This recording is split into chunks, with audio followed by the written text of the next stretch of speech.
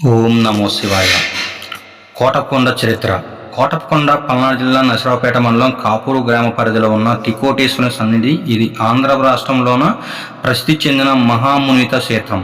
ఇక్కడ కైలాసాధినేత అయిన ఆ మహాశివుడు తికోటేశ్వరుని రూపంలో కొలువైన దివ్య సన్నిధి. ఈ కొండ యలమంద కోటయ్యగా భక్తులకి ప్రీతిపాత్రుడైన శివుడు కోటప్పకొండలో కొలువై భక్తులు కొంగు బంగారంగా వెలిగిస్తున్నాడు. ప్రతి ఏటా మాఘమాసంలో శివరాత్రి నాడు కోటప్పకొండ తిరునాళ్ళు, కార్తీక మాసంలో వన సమారాధనలు కూడా జరుగుతాయి. ఈ తిరునాళ్ళలో చుట్టుపక్కల ఊరు నుండి ప్రతి ప్రభలతో భక్తులు దేవాలయం దర్శనమిస్తారు. ఈ కొండను ఏ కోణం నుండి చూసినా త్రికూటాలు అంటే 3 శిఖరాలు కనబడతాయి కనుక త్రికూటచలమని పేరు వచ్చింది. అందువలన ఇక్కడ స్వామి త్రికోటేశ్వరుడు అయ్యాడు. ఈ 3 శిఖరాలు బ్రహ్మ, విష్ణు, రుద్ర రూపాలుగా భావిస్తారు. చారిత్రక త్రికోటేశ్వర ఆలయం కీర్తిశేషులు 1172లో నాటికి ప్రసిద్ధి చెందినట్టుగా వెలనాటి చోళరాజైన కులంతుగా చోళరాజు సామంతుడు మురంగినాయుడు వేయించిన శాసనాల ద్వారా తెలుస్తుంది. ఈ ప్రదేశాన్ని పాలించిన పలువురు రాజులలో ఒకరైన శ్రీకృష్ణదేవరాయలు దేవాలయ నిర్వహణ నిమిత్తం పెద్ద ఎత్తున భూములను దానంగా ఇచ్చాడు. నరసరావుపేట, శ్రీకృష్ణపేట, అమరావతి జమీందారులు ఇతరుల దేవాలయ అభివృద్ధికి అనేక విధాలుగా దానాలు చేశారు. కోటప్పకొండ ఎత్తు 1787 అడుగులు.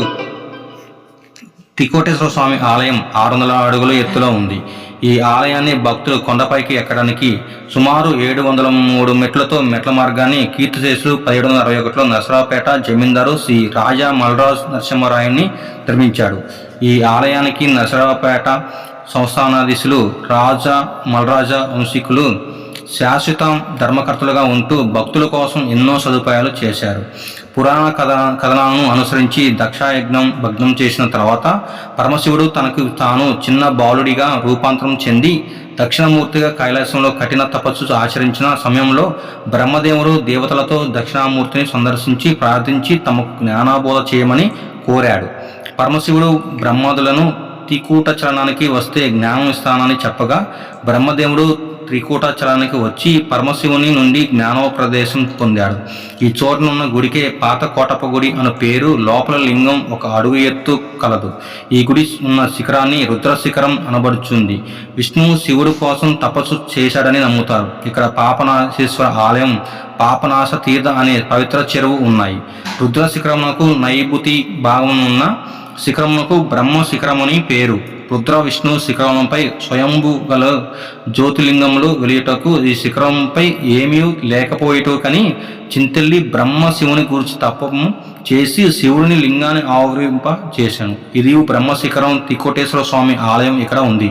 ఇచట తూర్పున గల చిన్న పల్లె మునిముంద ఎల్లమంద అని పేరు గలవి.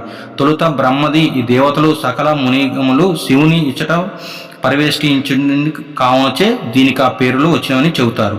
ఇంకొక కథనం ప్రకారం సుందరుడు అనే యోధవుడు భార్య కుందరితో కలిసి త్రికోట కొండలకు దక్షిణంగా కొండకావూరు నివసించేవాడు. వారి మొదటి బిడ్డ ఆనందవల్లి గొల్లబామ అనే అందమైన కుమార్తె పుట్టిన వెంటనే వారు ధనవంతులయ్యారు. నెమ్మదిగా ఆమె శివుని భక్తురాలైంది. రుద్రకొండపై ఉన్న పాత కోటేశ్వర ఆలయంలో ప్రార్థన చేయటం ప్రారంభించింది. చివరికి ఆమె తన భౌతిక జీవితంపై ఆసక్తిని కోల్పోయింది. ఆమె ప్రతిరోజు రుద్రకొండను సందర్శించేది.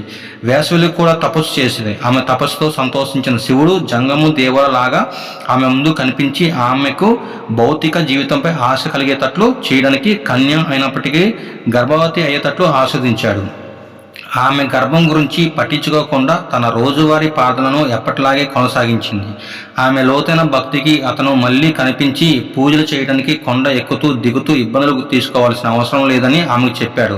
ఆమె ఇంటికి తాను వస్తానని ఆమెకు వాగ్దానం చేసి ఆమెను ఇంటికి వెళ్ళమని ఆజ్ఞాపించాడు. అయితే ఇంటికి వెళ్ళేటప్పుడు ఒకసారి కూడా వెనక్కి తిరిగి చూడొద్దని సలహా ఇచ్చాడు. రుద్రకొండ నుండి ఆనందవల్లి తన ఇంటి వైపుకు వెళ్లే మార్గంలో బ్రహ్మకొండకు చేరుకున్న తర్వాత ఆమెకు అనుమానం వచ్చి వెనక్కి తిరిగింది. ఆమె వెనక్కి తిరిగిన క్షణం ఆమెకు ఇచ్చిన వాగ్దానాన్ని వీడి జంగం దేవుల కొండపై ఉన్న ఒక గృహలోకి ప్రవేశించి లింగ రూపడయ్యాడు. ఈ పవిత్ర స్థలం కొత్త కోటేశ్వర పేరుతో ప్రసిద్ధి చెందింది. తనకున్న భక్తిని పరీక్షించడానికి తన గర్భం అతని సృష్టి అని ఆమె గ్రహించింది.